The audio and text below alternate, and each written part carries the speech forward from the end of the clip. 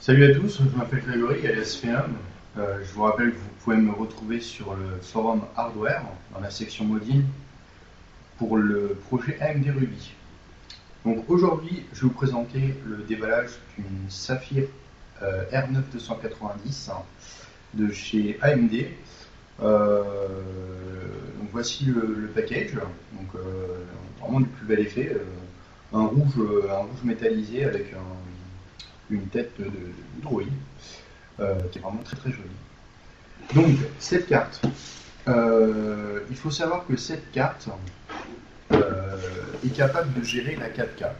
Donc la 4K, c'est peut-être pas pour bientôt, mais il existe déjà des téléviseurs 4K qui nous montrent des images époustouflantes. Donc ce qu'il faut savoir, c'est que la 4K, c'est des résolutions de 4000 sur beaucoup. Je ne sais plus exactement, mais sur beaucoup. Donc cette carte-là est capable de la gérer. C'est une carte qui est équipée de 4 Go de RAM en GDDR5 sur un bus de 512 bits. Donc voilà, donc c'est pareil, ce sont les derniers processeurs graphiques de la marque AMD. Que vous dire de plus, je ne l'ai pas encore testé, je sais pas réellement ce que ça donne. Tout le monde dit sur internet qu'elles sont hyper bruyantes, donc je reviendrai sûrement là-dessus quand je l'aurai testé.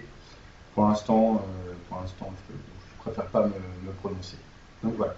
Donc on va passer au déballage de cette R9 290. Donc cette R9 290, vous pouvez la trouver sur internet entre 350 et 400 euros.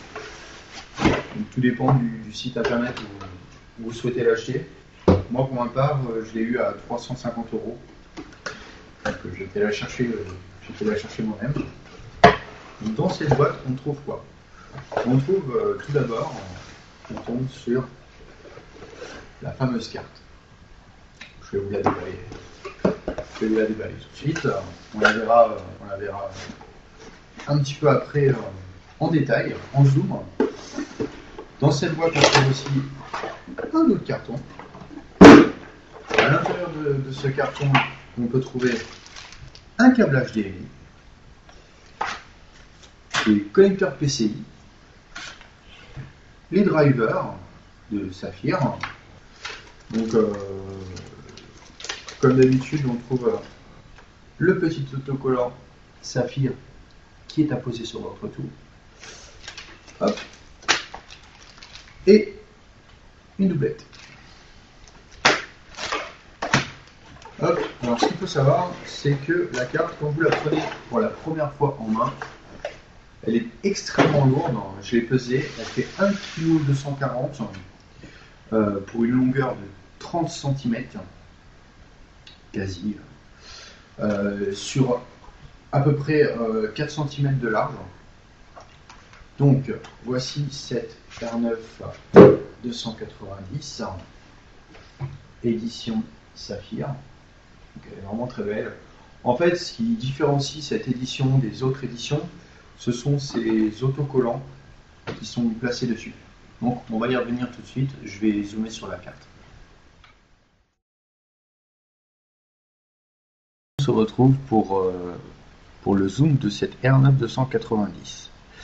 Donc, c'est une édition Saphir, comme vous pouvez le voir sur l'autocollant ici. Alors, elles sont reconnaissables, même s'il n'y avait pas l'autocollant, parce que elles ont ces trois autocollants qu'on trouve ici et ici et ici, que l'on voit uniquement sur les Radeon Saphir 290 et 290X. Donc cette carte, comme je vous l'ai dit tout à l'heure, elle pèse 1,240 kg. Donc c'est une carte qui est très lourde.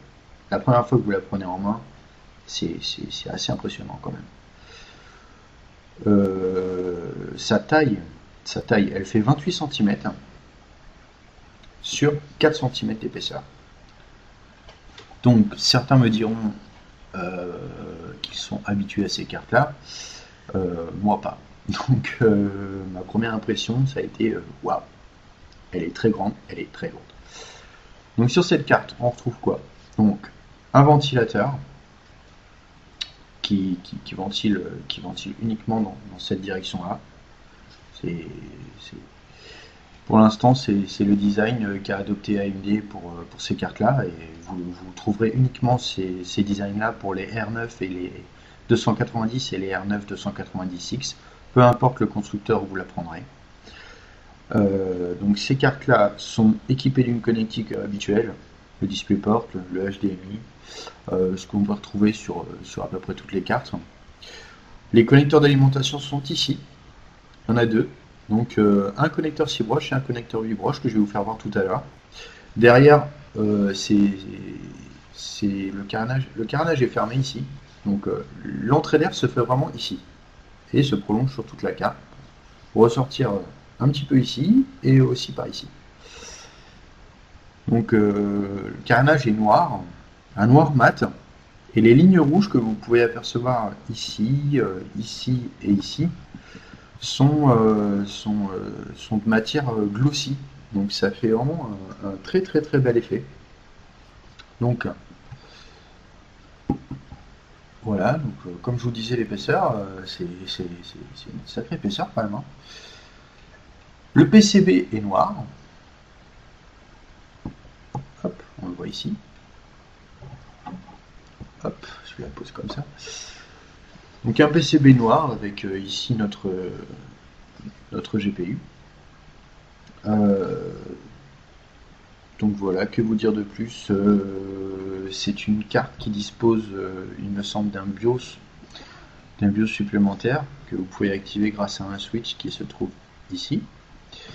Donc comme je vous l'ai dit tout à l'heure, nous avons l'alimentation ici avec un connecteur 6 broches et un connecteur 8 broches.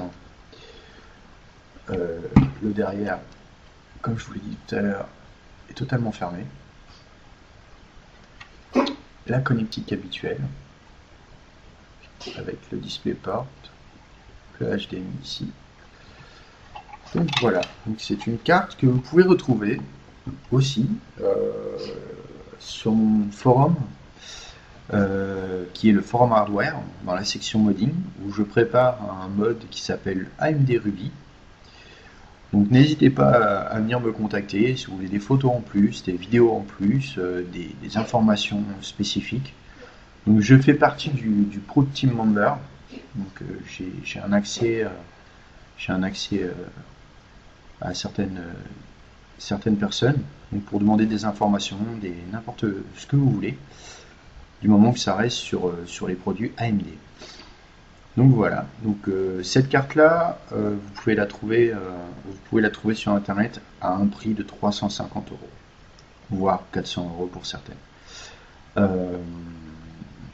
Pour ma part, je l'ai eu à 350 €. Donc voilà. Donc si vous avez aimé cette vidéo, laissez-moi un petit commentaire, ça me fera plaisir. Je suis désolé pour la qualité de la vidéo, c'est mes premières. Je fais ça avec une petite webcam que je vous ferai sûrement voir tout à l'heure. Et donc voilà, donc n'hésitez pas à revenir sur ces vidéos pour me dire ce que vous en pensez. Merci beaucoup et à bientôt pour une autre vidéo sur le déballage d'une Asus Crosshair 5 Formula Z. À bientôt.